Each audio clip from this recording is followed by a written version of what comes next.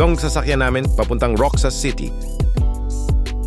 Medyo maliit ang bangka, hindi ko lang nabidyohan sa loob. Pero ayos naman sa loob, may mga life jacket naman.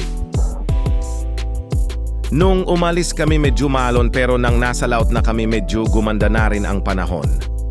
Ganito lang kaliit sinakyan namin pero matibay naman. Ang unang dinawangan namin ay Kulasi Port. At sumakay kami ng van papuntang Dumangas Port.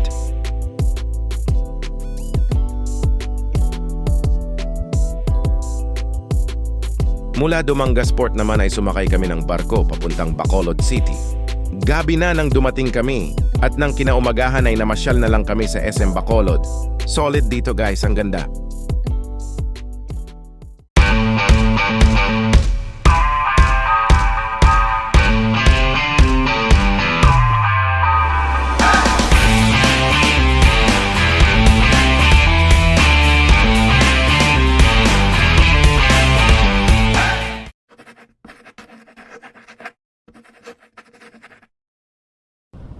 Andito na ulit tayo ngayon sa may proper ng Balod. Magpapa full tank muna kami dito guys.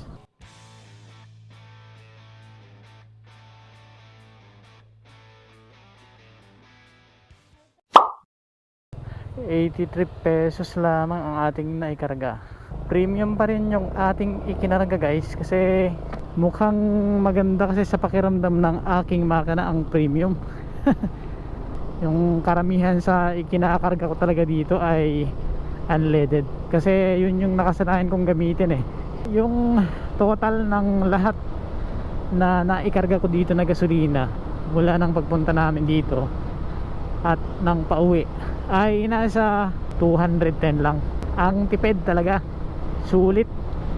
Yung ganitong takbo lang namin na hindi masyadong mabilis, siguradong mas titipid pa ang aming makukonsumong gasolina. Ito talaga yung pinaka the best sa XRM, di ba? Ang kanyang napakatipid na gas consumption. Kahit nasa 3.9 liters lang ang kanyang tank capacity ay di ka naman mabibitin, di ba?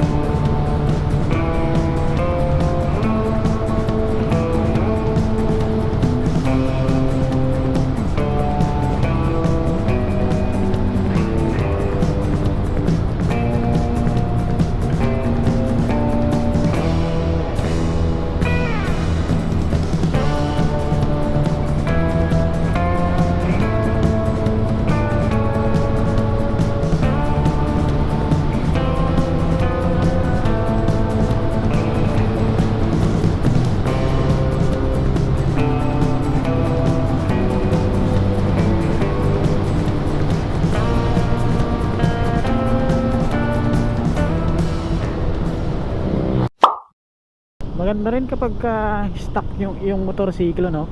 Kung para sa akin ay maganda yung stock lang, pero maganda rin naman yung kapag sinet up mo yung iyong motor.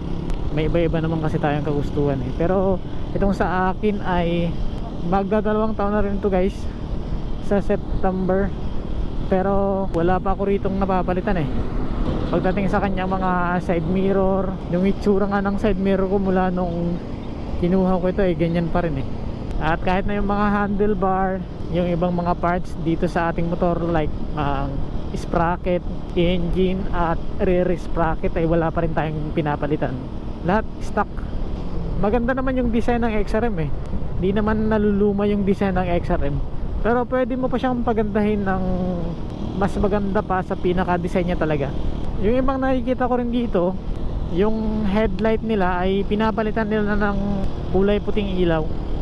Kasi nga naman itong stock na ilaw ng XRM kapag madilim medyo mahina, di ba? At yung iba ay nagkakabit din ng mga auxiliary lights.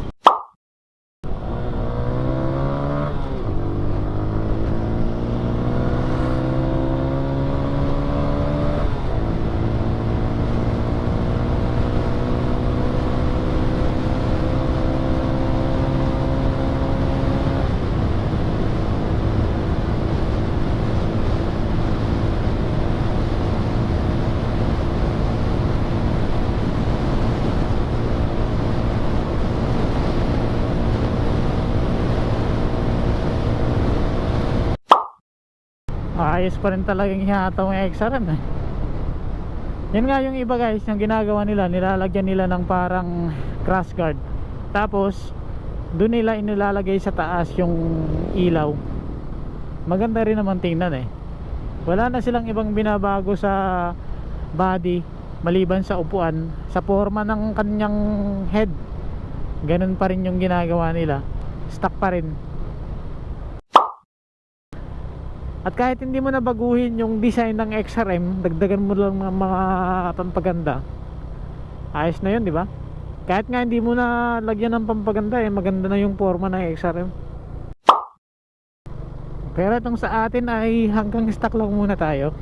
Ang tanging napalitan ko lang dito guys ay ang kanyang mga gulong eh. Kasi syempre araw-araw na gamit ko, tapos inabot na rin ng mahigit 1 taon eh.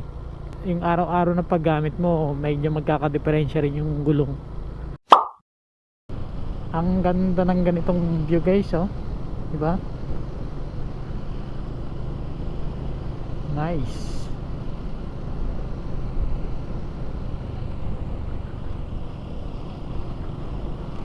Bihira kasi yung ganitong view doon sa city, kaya kapag nakakita ako ng mga ganitong view, talagang namang napakaganda, oh.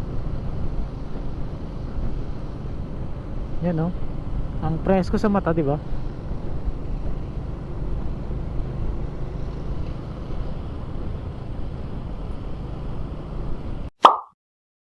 Maganda pa rin talaga kapag meron kang service, meron kang motor, ganon, sa mga biyaheng malayo. Yan nga lang, kapag dito sa amin kasi, kapag ikaw ay lalabas ng city, kailangan mong isakay ang iyong motor sa barko. Ang problema kasi medyo mahal ang pamasahe sa barko. Compare kapag ikaw ay nag-commute lamang, hindi ganon kamahal ang pamasahe. Ang problema, kailangan mo lang talagang magsakripisyo sa pagod. Malaking tipid din kasi kapag may motor, no? Konting-konti na lang at magdadalawang taon na ang ating XRM 125. Pero hanggang ngayon ay solid pa rin. Alam niyo ba guys na kahit na medyo matagal na ang ating XRM, hindi pa rin nagbago ang kanyang gas consumption. Dati kasi yung pinapakarga ko lang palagi dito ay unleaded lang. Iniisip ko na kapag nagbago or nagkarga ako ng ibang gasolina, medyo malakas sa konsumo or baka magbago yung konsumo ng gasolina kapag yung premium yung inilagay ko. Pero ganun pa rin eh, kahit na minsan yung premium ang kinakarga ko, ganun pa rin siya katipid. Meron din kasing pagkakaiba sa dalawang klase ng gasolina yan eh, yung unleaded at saka premium. Di ko lang alam ang pinaka-eksaktong paliwanag dyan. Halos hindi na rin kasi ngayon nagkakalayo yung presyo ng premium at ng unleaded eh. Dito sa amin kasi bibihira yung mga gasoline station na merong mga unleaded. Halos karamihan dito na mayroong unleaded ay doon lang sa Masbate.